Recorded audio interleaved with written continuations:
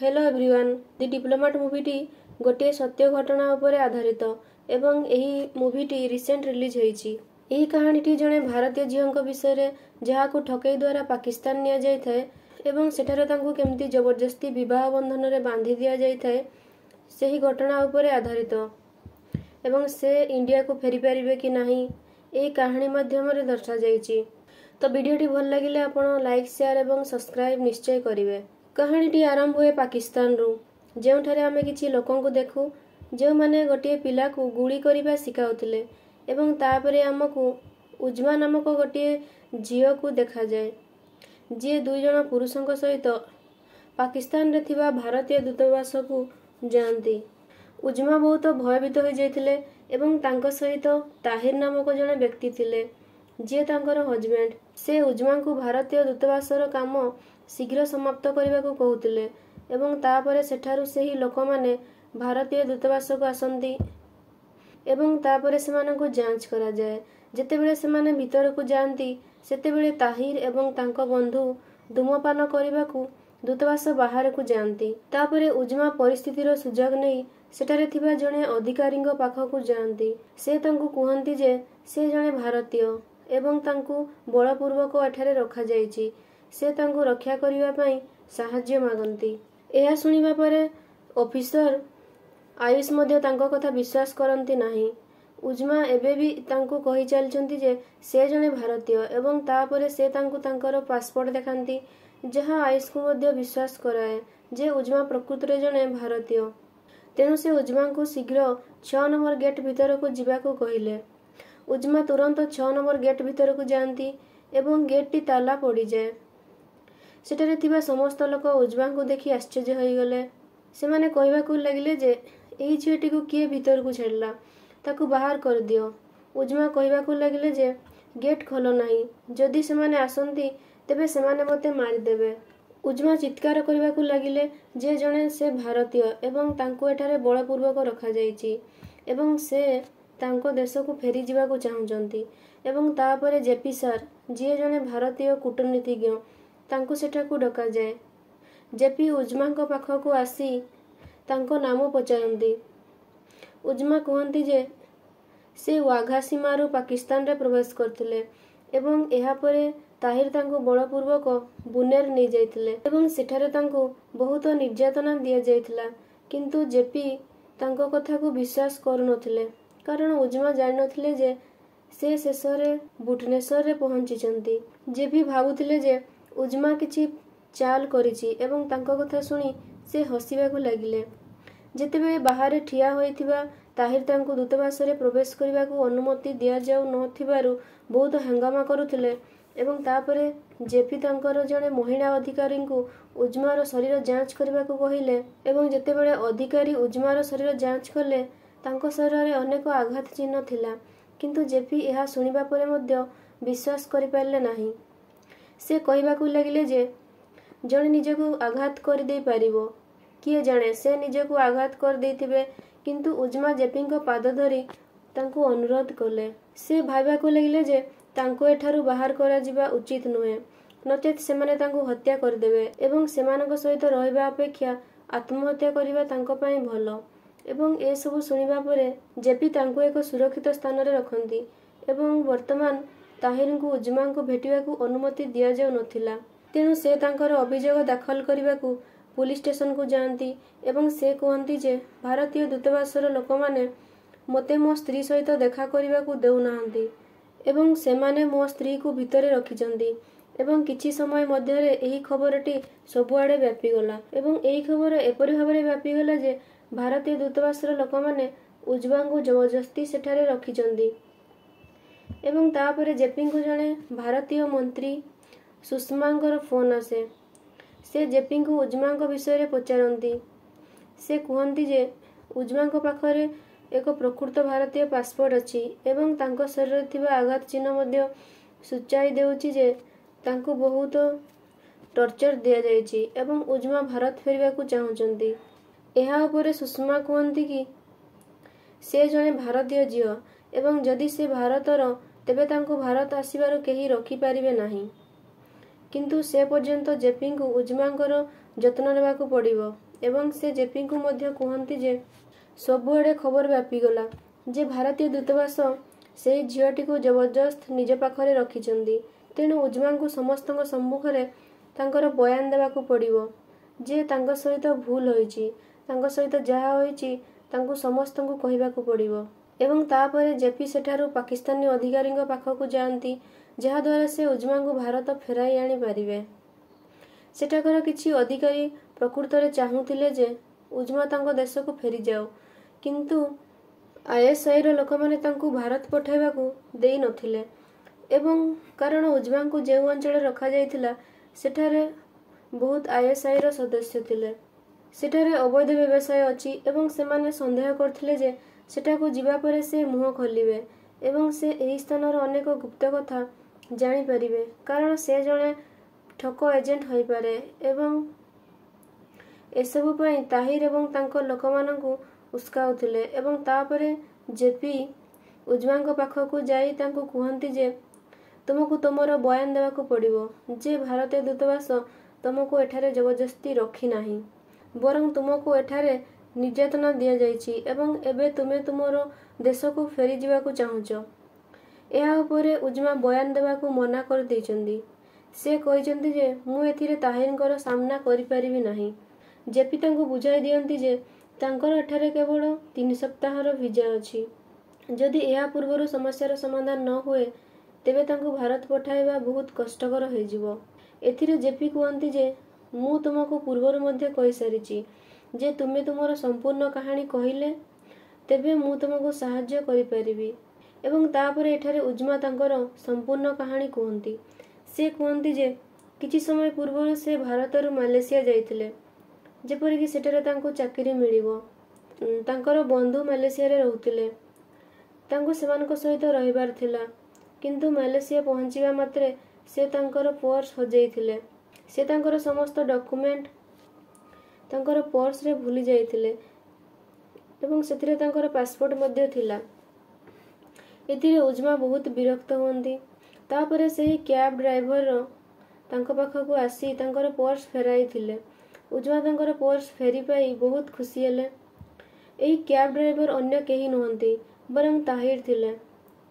ତାହିରଙ୍କ ସଚ୍ଚୋଟତା ଦେଖି ଉଜ୍ମା ତାଙ୍କୁ ବହୁତ ପସନ୍ଦ କଲେ।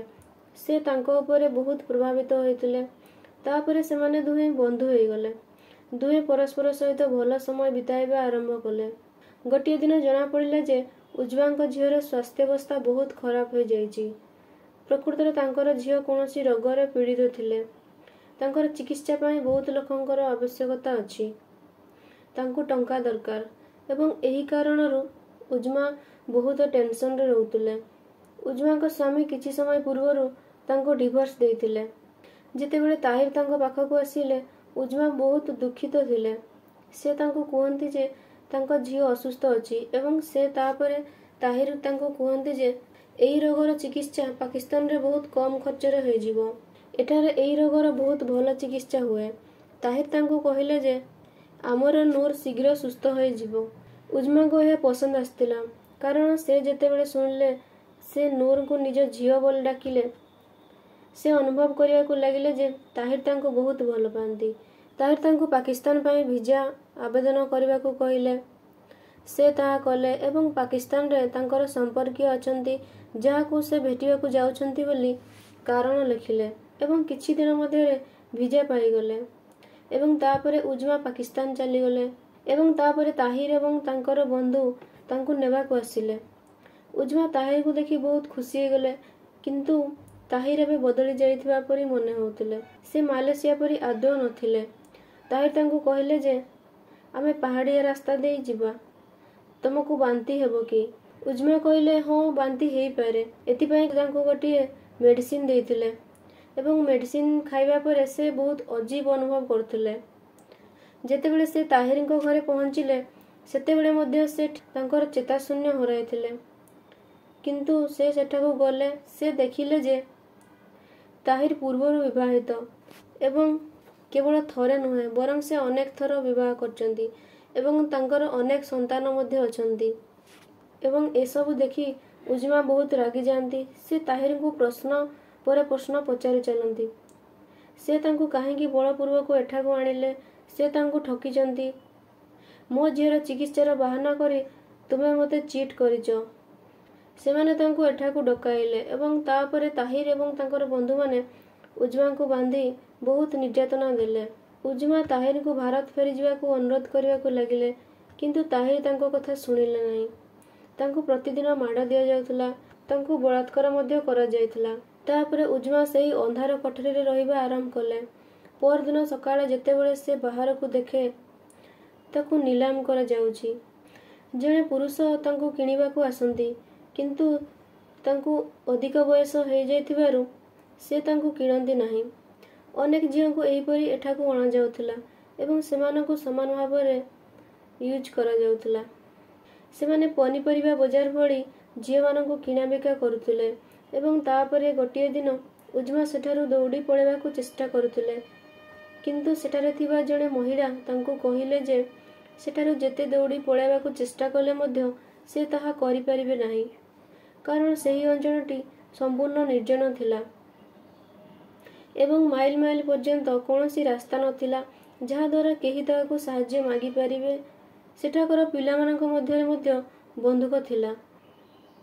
ଉଜ୍ମା ସେହି ମହିଳାଙ୍କୁ ଅନୁରୋଧ କରନ୍ତି ଯେ ତାଙ୍କୁ କେବଳ ଗୋଟିଏ କଲ୍ କରିବାକୁ ଦିଅନ୍ତୁ ଏବଂ ଏହି ମହିଳା ଜଣକ ତାଙ୍କୁ ଫୋନ୍ କରିବାକୁ ଦିଅନ୍ତି। ଉଜ୍ମା ତାଙ୍କର ମାଲେସିଆରେ ଥିବା ବନ୍ଧୁଙ୍କୁ ଫୋନ୍ କରନ୍ତି ଏବଂ ତାଙ୍କୁ ସମସ୍ତ ସତ କଥା କୁହନ୍ତି। ଏହା ଯେ ସେ କିପରି ଅନ୍ୟ ଦେଶକୁ ଗଲେ ଏବଂ ସେଠାରେ ଫସି ରହିଲେ ଏବଂ ତାପରେ ତାଙ୍କର ବନ୍ଧୁ ଉଜ୍ମାଙ୍କୁ କିଛି କରିବାକୁ କହିଲେ, ଅର୍ଥାତ୍ ସେ ଯେପରି କହୁଛନ୍ତି ସେହିପରି କରିବା ଉଚିତ। ଏବଂ ଏଠାରେ ତାହିର ମଧ୍ୟ ତାଙ୍କର ଯୋଜନା ପ୍ରସ୍ତୁତ କଲେ। ସେ କହିଲେ ଯେ ଉଜ୍ମାଙ୍କୁ ବିବାହ କରିବାକୁ ଚାହାନ୍ତି, କିନ୍ତୁ ଉଜ୍ମା ତାହା କରିବାକୁ ମନା କରନ୍ତି। କିନ୍ତୁ ଏହା ଶୁଣିବା ପରେ ତାହିର ବହୁତ ରାଗିଯାଆନ୍ତି ଏବଂ ତାଙ୍କୁ ବହୁତ ମାଡ଼ ମାରନ୍ତି। ତାପରେ ଉଜ୍ମାଙ୍କୁ ବଳପୂର୍ବକ ତାହିରଙ୍କ ସହିତ ମ୍ୟାରେଜ୍ କରାଯାଏ। ମ୍ୟାରେଜ୍ ପରେ ଉଜ୍ମା ତାହିରଙ୍କ ସହିତ ବହୁତ ଭଲ ବ୍ୟବହାର କରିବାକୁ ଆରମ୍ଭ କରନ୍ତି। ସେ ତାଙ୍କୁ କହିବାକୁ ଆରମ୍ଭ କରନ୍ତି ଯେ ଯଦି ଆମେ ବିବାହିତ ତେବେ ଆମକୁ ଆମର ଫ୍ୟୁଚର ବିଷୟରେ ଚିନ୍ତା କରିବା ଆବଶ୍ୟକ। ସେ କୁହନ୍ତି ଯେ ଆମର ଏଠାରେ ଏକ ରୀତିନୀତି ଅଛି ଯେଉଁଥିରେ ବିବାହ ପରେ ପୁଅଙ୍କୁ କିଛି ଟଙ୍କା ଦିଆଯାଏ ଏବଂ ଏହା ଶୁଣିବା ପରେ ତାହିର ଭାବିବାକୁ ଲାଗେ ଯେ ସେ କେତେ ଟଙ୍କା ପାଇବେ। ଉଜ୍ମା କହିଲେ ଯେ ଏହା ପ୍ରାୟ 10 ଲକ୍ଷ। ଏହା ଉପରେ ତାହିର ତାକୁ କୁହନ୍ତି ଯେ ସେ ବିବାହ କରି ସାରିଛି। ସେ ତା ବାପା ମାଙ୍କୁ ଯଥାଶୀଘ୍ର କହିବାକୁ କୁହନ୍ତି। ସେ କହିଲେ ଯେ ଏଥିପାଇଁ ଆମକୁ ଭାରତୀୟ ଦୂତାବାସକୁ ଯିବାକୁ ପଡ଼ିବ, ଯାହାଦ୍ୱାରା ମୁଁ ସେମାନଙ୍କ ସହିତ ଟଙ୍କା ବିଷୟରେ କଥା ହୋଇପାରିବି ଏବଂ ମୋ ଘରକୁ ଫୋନ୍ କରିପାରିବି ଏବଂ ଯେତେବେଳେ ଆମେ ସେମାନଙ୍କୁ ଆମର ମ୍ୟାରେଜ୍ ବିଷୟରେ ପ୍ରମାଣ ଦେଖାଇବା ସେମାନେ ଆମକୁ ଟଙ୍କା ଦେବେ। ଏସବୁ ଶୁଣିବା ପରେ ତାହିର ଉଜ୍ମାଙ୍କୁ ଭାରତୀୟ ଦୂତାବାସକୁ ନେବା ପାଇଁ ପ୍ରସ୍ତୁତ ହୁଅନ୍ତି। ପ୍ରକୃତରେ ଏହି ଧାରଣା ଉଜ୍ମାଙ୍କର ମାଲେସିଆରେ ଥିବା ବନ୍ଧୁ ଦେଇଥିଲେ ଯେ ସେ ଏପରି ଏକ ଯୋଜନା କରି ଭାରତୀୟ ଦୂତାବାସରେ ପହଞ୍ଚିଯିବା ଉଚିତ। ତାଙ୍କର ଯୋଜନା ସଫଳ ହେଲା ଏବଂ ତାହିର ଉଜ୍ମାଙ୍କୁ ଭାରତୀୟ ଦୂତାବାସକୁ ଆଣିଲେ। ଏସବୁ ଶୁଣିବା ପରେ ଜେପି ଉଜ୍ମାଙ୍କୁ କହିଲେ ଯେ ସେ ଆଦୌ ଚିନ୍ତା କରିବା ଉଚିତ ନୁହେଁ, ସେ ତାଙ୍କୁ ଯଥାଶୀଘ୍ର ଭାରତ ପଠାଇବେ। କିନ୍ତୁ ଉଜ୍ମାଙ୍କୁ ସମସ୍ତଙ୍କ ସାମ୍ନାରେ ତାଙ୍କର ବୟାନ ଦେବାକୁ ପଡ଼ିବ। ଜେପି ତାଙ୍କୁ ବୁଝାଇ ଦିଅନ୍ତି ଯେ ତୁମକୁ ବାହାରକୁ ଯାଇ ତୁମର ବୟାନ ଦେବାକୁ ପଡ଼ିବ ଏବଂ ମୁଁ ତୁମକୁ ପ୍ରତିଶ୍ରୁତି ଦେଉଛି ଯେ ତାହିର ତୁମ ସାମ୍ନାକୁ ଆସିବ ନାହିଁ ଏବଂ ଯଦି ତୁମେ ଏହା ଚାହୁଁଛ କି ତାହିର ତୁମ ସାମ୍ନାକୁ ନ ଆସୁ, ତୁମକୁ ତାଙ୍କ ସାମ୍ନା କରିବାକୁ ନ ପଡ଼ୁ, ତାହେଲେ ତୁମକୁ ବୟାନ ଦେବାକୁ ରେଡ଼ି ହେବାକୁ ପଡ଼ିବ। ତାପରେ ଜେପି ସାର୍ ତାହିରଙ୍କୁ ଭାରତୀୟ ଦୂତାବାସକୁ ଡାକି କୁହନ୍ତି ଯେ ଉଜ୍ମା ତାଙ୍କ ସହ କଥା ହେବାକୁ ଚାହୁଁଛନ୍ତି ଏବଂ ଯେ ପର୍ଯ୍ୟନ୍ତ ତାହିର ସେଠାକୁ ଯାଏ ଅନ୍ୟପଟରେ ଉଜ୍ମା ଗଣମାଧ୍ୟମ ସମ୍ମୁଖରେ ତାଙ୍କର ବୟାନ ଦିଅନ୍ତି। ସେ ମିଡ଼ିଆ ସାମ୍ନାରେ ଖୋଲାଖୋଲି ଭାବରେ ତାଙ୍କର କାହାଣୀ କୁହନ୍ତି ଯେ ଭାରତୀୟ ଦୂତାବାସର ଲୋକମାନେ ତାଙ୍କୁ ଜବରଦସ୍ତି ସେଠାରେ ବନ୍ଦୀ କରି ରଖିନାହାନ୍ତି, ବରଂ ସେ ତାଙ୍କ ଦେଶକୁ ଫେରିବାକୁ ଚାହୁଁଛନ୍ତି ଏବଂ ସମସ୍ତ ନ୍ୟୁଜ୍ ଚ୍ୟାନେଲରେ ତାଙ୍କର ଏହି ବିଷୟରେ ଖବର ପ୍ରଦର୍ଶିତ ହୁଏ। ସେମାନେ ଉଜ୍ମା ଏବଂ ତାଙ୍କ ସହିତ ଘଟିଥିବା କାହାଣୀ ଜାଣିପାରିଲେ। ଉଜ୍ମାଙ୍କ ସମର୍ଥନରେ ଅନେକ ଲୋକ ରାସ୍ତାକୁ ବାହାରି ଆସିଥିଲେ। ସେମାନେ ଚାହୁଁଥିଲେ ଯେ ଉଜ୍ମା ତାଙ୍କ ଦେଶକୁ ଫେରିଯାଆନ୍ତୁ, କିନ୍ତୁ କିଛି ପାକିସ୍ତାନୀ ଲୋକ ତାହିରଙ୍କୁ ଭାରତୀୟ ଦୂତାବାସ ବିରୋଧରେ କୋର୍ଟରେ ଅଭିଯୋଗ କରିବାକୁ ପ୍ରବର୍ତ୍ତାଇଲେ ଯେ ସେମାନେ ତାଙ୍କ ସ୍ତ୍ରୀକୁ ବଳପୂର୍ବକ ସେଠାରେ ରଖିଛନ୍ତି ଏବଂ ତାପରେ ଜେପି ଏହା ବିଷୟରେ ଜାଣିପାରିଲେ। ଜେପି ତାଙ୍କର ଆଡଭୋକେଟକୁ ଡାକିଲେ ଏବଂ ସେ ତାଙ୍କର ମାମଲା ବିଷୟରେ କହିଲେ। ସେ କହିଲେ କି ତାହିର ବିରୁଦ୍ଧରେ ମାମଲା ରୁଜୁ କରିବାକୁ ପଡ଼ିବ ଏବଂ ସେମାନେ ଏହିପରି କଲେ। ମାମଲାଟି ହାଇକୋର୍ଟରେ ପହଞ୍ଚିଥିଲା ଏବଂ ଶୁଣାଣିର ଦିନ ମଧ୍ୟ ଆସିଗଲା। ତାହିରଙ୍କ ଆଡଭୋକେଟ୍ ଚେଷ୍ଟା କରୁଥିଲେ ଯେ ଉଜ୍ମା ଯେପରି କୌଣସି ପ୍ରକାରେ ଭାରତ ଫେରିପାରିବେ ନାହିଁ। ଅନ୍ୟପକ୍ଷରେ ଉଜ୍ମାଙ୍କର ଆଡଭୋକେଟ୍ କହିଛନ୍ତି ଯେ ଉଜ୍ମାଙ୍କୁ ଏଠାରେ ବଳପୂର୍ବକ ରଖାଯାଇଛି ଏବଂ ସେ ତାଙ୍କ ଦେଶକୁ ଫେରିବାକୁ ଚାହୁଁଛନ୍ତି, ତେଣୁ ତାଙ୍କୁ ତାଙ୍କ ଦେଶକୁ ଫେରିଯିବାକୁ ଅନୁମତି ଦିଆଯାଉ। ଏହା ଉପରେ ତାହିରଙ୍କ ଆଡଭୋକେଟ୍ କହିଥିଲେ ଯେ ତାହିର ଏବଂ ଉଜ୍ମା ମ୍ୟାରେଡ୍, ଉଭୟ ସ୍ୱାମୀ ସ୍ତ୍ରୀ ଏବଂ ଅନ୍ୟ କେହି ସେମାନଙ୍କର ପାରିବାରିକ ମାମଲା ସମାଧାନ କରିବା ଉଚିତ ନୁହେଁ। ସେମାନଙ୍କୁ ଗୋଟିଏ ବର୍ଷ ପାଇଁ ଏକାଠି ରଖି ଏହି ସମସ୍ୟାର ସମାଧାନ କରାଯିବା ଉଚିତ। ହୁଏତ ସେମାନଙ୍କ ମଧ୍ୟରେ ସବୁକିଛି ଠିକ୍ ହୋଇପାରିବ। ସର୍ବୋପରି ସେମାନେ ସ୍ୱାମୀ ସ୍ତ୍ରୀ। ଏହା ଉପରେ ବିଚାରପତି କୁହନ୍ତି ଯେ ଉଜ୍ମାଙ୍କୁ ମଧ୍ୟ ଏଠାକୁ ଆସି ତାଙ୍କର ବୟାନ ଦେବାକୁ ପଡ଼ିବ। ତାପରେ ହିଁ ଆମେ ଏକ ନିଷ୍କର୍ଷରେ ପହଞ୍ଚିବୁ। ଏହା ଉପରେ ଉଜ୍ମାଙ୍କର ଆଡଭୋକେଟ୍ କୁହନ୍ତି ଯେ ତାଙ୍କର ଜୀବନ ପ୍ରତି ବିପଦ ଅଛି ଏବଂ ସେ ତାହିରଙ୍କର ସାମ୍ନା କରିବାକୁ ଚାହାନ୍ତି ନାହିଁ ଏବଂ ଏଥିପାଇଁ ତାଙ୍କୁ ସମ୍ପୂର୍ଣ୍ଣ ସୁରକ୍ଷାର ଆବଶ୍ୟକ। କିନ୍ତୁ ବିଚାରପତି ନିଜର ସେଣ୍ଟେନ୍ସକୁ ଅତୁଟ ରଖନ୍ତି। ତ ଏବେ ଉଜ୍ମାଙ୍କୁ ସମ୍ପୂର୍ଣ୍ଣ ସୁରକ୍ଷିତ କରି ତାଙ୍କୁ ହାଇକୋର୍ଟ ଆଣିବାକୁ ପଡ଼ିଲା। କିନ୍ତୁ ସେ ଜାଣିଥିଲେ ଯେ ତାହିର ଲୋକମାନେ ତାଙ୍କୁ ଆଟାକ୍ କରିବେ। ତେଣୁ ଜେପି ତାଙ୍କ ସହିତ ଉଜ୍ମାଙ୍କ ପରି ଦେଖାଯାଉଥିବା ଅନ୍ୟ ଏକ ଝିଅକୁ ସାଙ୍ଗରେ ନେଇଯାଆନ୍ତି, ଯାହାଦ୍ୱାରା ସମସ୍ତେ ଭାବିବେ ଯେ ଜେପି ସହିତ ଥିବା ଝିଅଟି ହେଉଛି ଉଜ୍ମା। ବର୍ତ୍ତମାନ ସାମ୍ନା କାର୍ରେ ଉଜ୍ମା ଥିଲେ ଏବଂ ଜେପି ସହିତ ଥିବା ଝିଅଟି ଅନ୍ୟ କେହି ଥିଲେ। ଏବେ ଜେପି ଦେଖନ୍ତି ଯେ ISIର ଲୋକମାନେ ସେଠାରେ ଠିଆ ହୋଇଛନ୍ତି। ତେଣୁ ସେ ପାକିସ୍ତାନୀ ମନ୍ତ୍ରୀକୁ ଡାକି କୁହନ୍ତି ଯେ ଯଦି ଏଠାରେ ଉଜ୍ମାଙ୍କ ସହିତ କିଛି ହୁଏ ତେବେ ସମସ୍ତ ଦୋଷ ପାକିସ୍ତାନ ଉପରେ ପଡ଼ିବ। ତାପରେ ISIର ସିନିୟରକୁ ଫୋନ୍ ଆସିଥିଲା ଏବଂ ଏହା ପାକିସ୍ତାନୀ ମନ୍ତ୍ରୀଙ୍କର ଫୋନ୍ ଥିଲା। ସେ କହିଲେ ଯେ ସେମାନେ ଯାହା କରୁଛନ୍ତି ତାହା ଭାବିଚିନ୍ତି କରିବା ଉଚିତ, କାରଣ ଏହା ପାକିସ୍ତାନର ନେମ୍କୁ ଖରାପ କରୁଛି ଏବଂ ଏହି କାରଣରୁ ତାହିରଙ୍କ ଲୋକମାନେ ସେଠାରୁ ଜେପି ଏବଂ ଉଜ୍ମାଙ୍କୁ ପଠାଇବାକୁ ପଡ଼ିଲା। ଏବଂ ତାପରେ ଜେପି ଉଜ୍ମାଙ୍କୁ କୋର୍ଟକୁ ନେଇଯାଆନ୍ତି ଏବଂ ଉଜ୍ମା କୋର୍ଟରେ ସମସ୍ତଙ୍କ ସମ୍ମୁଖରେ ତାଙ୍କର କାହାଣୀ କୁହନ୍ତି। ବିଚାରପତି କହିଛନ୍ତି ଯେ ଏହା ଭାରତ ପାକିସ୍ତାନ ପ୍ରସଙ୍ଗ ନୁହେଁ, ବରଂ ଏହା ହ୍ୟୁମାନିଟିର ପ୍ରସଙ୍ଗ, ଯେଉଁଥିରେ ଗୋଟିଏ ଝିଅକୁ ଏପରି ବଳପୂର୍ବକ ରଖାଯାଇ ପାରିବ ନାହିଁ। ସେ ଯାଇପାରିବେ ଏବଂ ସେମାନେ ମଧ୍ୟ ତାଙ୍କୁ ଭାରତ ଯିବାକୁ ଅନୁମତି ଦେବେ। ଏହା ଶୁଣି ତାହିର ବହୁତ ରାଗିଯାଏ। ଉଜ୍ମା ଏବଂ ତାଙ୍କର ବନ୍ଧୁମାନେ ବହୁତ ଖୁସି ଥାନ୍ତି। ତାପରେ ସେଠାରୁ ତାଙ୍କୁ ଏକ ସୁରକ୍ଷା ଦଳ ଦିଆଯାଏ। ସେଠାରେ ଜେପି ତାଙ୍କର କିଛି ସମୟ ପୂର୍ବର ଗୋଟିଏ ଦୃଶ୍ୟ ମନେ ପକାନ୍ତି, ଯେଉଁଥିରେ ସେ କିଛି ଭୁଲ କରିଥିଲେ। ତେଣୁ ଏବେ ସେ ଚାହୁଁଛନ୍ତି ଯେ ସେ ଉଜ୍ମାଙ୍କୁ ଭାରତ ପଠାଇବାରେ କୌଣସି ଭୁଲ କରିବେ ନାହିଁ। ଏବେ ସେ ପରଦିନ ପାଇଁ ଅପେକ୍ଷା କରିବାକୁ ଚାହୁଁନାହାନ୍ତି। ସେ ଉଜ୍ମାଙ୍କୁ ଧରି ଏୟାରପୋର୍ଟକୁ ଯାଆନ୍ତି। ସୁରକ୍ଷା ଦଳ ମଧ୍ୟ ସେମାନଙ୍କ ସହିତ ଥିଲା। କିନ୍ତୁ ତାପରେ ତାହିର ଏବଂ ତାଙ୍କର ଲୋକମାନେ ସେଠାରେ ପହଞ୍ଚି ଯାଆନ୍ତି। ଏବେ ଜେପି ସାର୍ ନିଜେ ଗାଡ଼ି ଚଲାଇବା ଆରମ୍ଭ କରନ୍ତି। କିଛି ସମୟ ଗାଡ଼ି ରେସ୍ ପରେ ତାହିର ଏବଂ ତାଙ୍କର ଲୋକମାନଙ୍କର ଗାଡ଼ି ଦୁର୍ଘଟଣାଗ୍ରସ୍ତ ହୁଏ ଏବଂ ଜେପି ସାର୍ ଏବଂ ଉଜ୍ମା ସୁରକ୍ଷିତ ସେହି ଏୟାରପୋର୍ଟରେ ପହଞ୍ଚି ଯାଆନ୍ତି।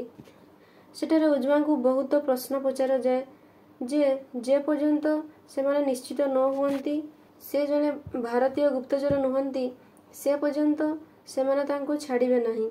ଏବଂ ତାପରେ ଉଜ୍ମା ସେମାନଙ୍କର ସମସ୍ତ ପ୍ରଶ୍ନର ଉତ୍ତର ଦିଅନ୍ତି ଏବଂ ସୁରକ୍ଷିତ ଭାବରେ ଜେପି ଉଜ୍ମାଙ୍କୁ ଭାରତ ନେଇଯାଆନ୍ତି, ଯେଉଁଠାରେ ସୁଷମା ତାଙ୍କୁ ସ୍ୱାଗତ କରିବା ପାଇଁ ଉପସ୍ଥିତ ଥିଲେ।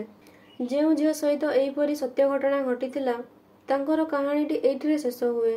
ଆପଣଙ୍କୁ ଏହି କାହାଣୀଟି କିପରି ଲାଗିଲା କମେଣ୍ଟ ମାଧ୍ୟମରେ ନିଶ୍ଚୟ ଜଣାଇବେ।